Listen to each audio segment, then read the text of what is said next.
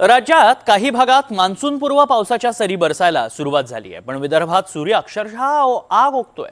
तापमान 46 ते 47 अंशांच्या घरात पोहोचलंय आणि या जीवघेण्या उष्णतेचा थेट फटका बसतोय तो माणसांना। नागपुरात गेल्या काही दिवसात मोठ्या प्रमाणात अज्ञात मृतदेह सापडू लागलेत। अमरावतीत तर 24 तासात 7 मृत्यूंची नोंद झाली आहे। गडचिरोलीत तर 500हून अधिक वटवाघळं मृतावस्थेत सापडली। त्यामुळे परिस्थिती अधिक गंभीर बनत चालली आहे। काय घडतंय बघूया।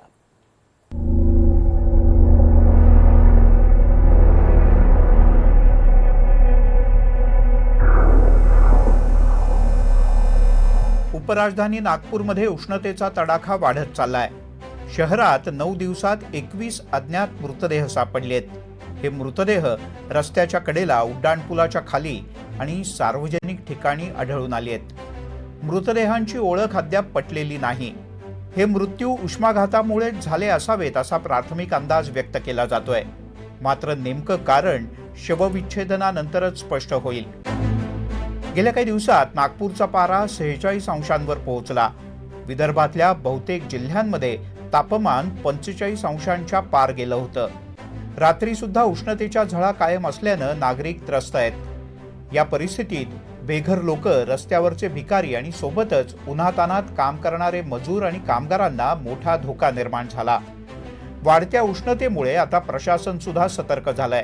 नागपूर महानगरपालिकेकडून सिमेंटच्या रस्त्यावरील उष्णता कमी करण्यासाठी काही उपाययोजना केल्या जात आहेत। नागपूरमध्ये सुद्धा गेल्या पंधरवड्यामध्ये तापमान 40 ते 42 डिग्री पासून थेट 46 डिग्री पर्यंत पण गेलेला आहे, त्या पुढे गेलेला आहे। त्यामुळे उष्माघातामुळे हे मृत्यू होऊ शकतात असा संशय व्यक्त केला जात आहे। तिकडे नागपूर महानगरपालिकेच्या स्वास्थ्य विभागाने एक प्रस्ताव दिलेला आहे, एक शिफारिश केलेली आहे। त्याद्वारे नागपूर शहरामध्ये जो सुमारे 2000 किलोमीटर नेटवर्क लांबीचं जे सिमेंट रस्त्याचं जाळं आहे, त्या सिमेंट रस्त्यांवरती ट्रीटेड वॉटर म्हणजे उपचारित पाणी ते टँकरद्वारे सोडण्याची ही शिफारिश करण्यात आलेली आहे। ज्या योगे असं म्हटलं जात आहे की रस्त्यांवरील तापमान कमी होण्यामध्ये काही प्रमाणात मदत होऊ शकते।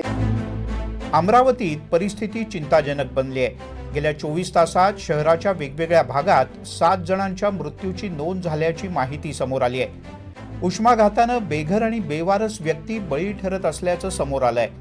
हवामान खात्यानं विदर्भातल्या अनेक जिल्ह्यांसाठी रेड अलर्ट जारी केला आहे। 22 मे रोजी उन्हाची त्या ठिकाणी तीव्रता जी होती 46 अंशाच्या पार गेलेली होती। त्याच्यामुळं ते उन्हाचा जो त्रास आहे वटवाघळांना त्या सहन झालेला नाही। त्याच्यामुळे ते झाडावरच मृत्यू पावले आणि जे मृत्यू पावलेले वटवाघळांचा खत झाडाखाली जवळपास म्हणजे 450 ते 500च्या संख्येनं वटवाघळं त्या ठिकाणी मृत अवस्थेत आढळली।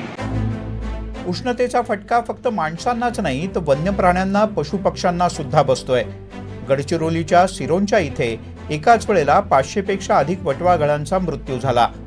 46 अंशांपर्यंत पोहोचलेलं तापमान आणि पाण्याचा तुटवडा यामुळे वटवाघळांचा मृत्यू झाल्याचा अंदाज व्यक्त केला जातोय। सिरोंचा जिल्हा परिषद शाळेच्या मागे गेल्या अनेक वर्षांपासून भरपूर वटवाघळू राहतात आणि त्यांच्यासोबत घडलेली दुर्दैवी घटना म्हणजे 22 मे 2024 शुक्रवारी तापमानाच्या लाटा 46 डिग्री सेल्सिअसच्या वर गेले असता सुमारे 500 वटवाघळू मृत्युमुखी पडले आणि काही वटवाघळू अतिगंभीर परिस्थितीत आढळले।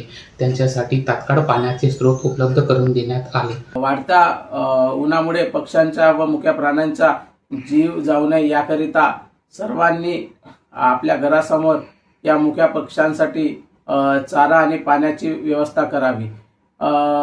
निसर्गातील या मुक्या प्राण्यांचा जीव वाचवण्याची आपली सर्वांची नैतिक जबाबदारी आहे। विदर्भातल्या अनेक शहरात तापमान 45 अंशांच्या पुढे सरकलं। मानवी मृत्यूची संख्या वाढतेय आणि निसर्गातील जीवसृष्टी सुद्धा धोक्यात आली आहे। उष्णतेची ही लाट केवळ हवामान बदलाचा संकेत नाही तर प्रत्येक उन्हाळ्यातील मोठ्या संकटाचे संकेत आहेत। अशा वेळेला प्रशासनाच्या सोबतच प्रत्येक नागरिकानं अधिक सावधगिरी बाळगणं गरजेचं आहे। संजय तिवारी, NDTV मराठी, नागपूर।